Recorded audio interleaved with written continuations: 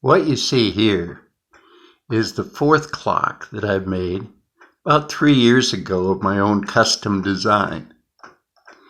Some of the features of this clock, and I'll show you some of them here, is first of all a constant force spring that pulls on a cable that is wrapped around a spool assembled over the minute hand arbor that has a ratchet built into it.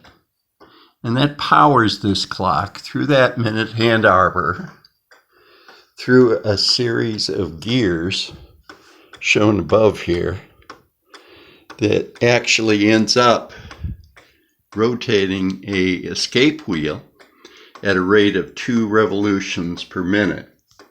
And that's only true that that'll go at 2 revolutions per minute if the pendulum shaft is swinging at a rate of 1/2 second each way.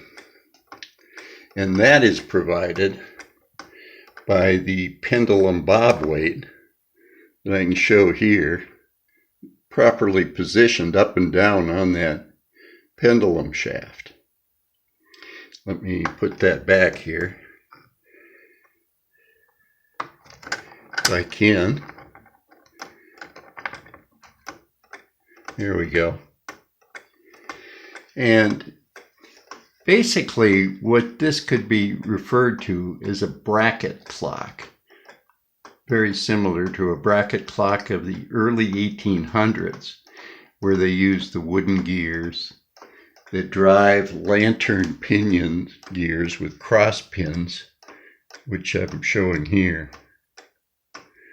And that overall ratio of that gear train is 120 to 1 that converts the 2 revolutions per minute of the escape wheel into the 1/60th of a revolution per minute of the minute hand. A lot of the inspiration to build this clock, the geometry, etc., came from a book called The Modern Clock by Ward Goodrich that's free for downloading on the internet. And that really started the journey. Hope you enjoyed the video. Thanks.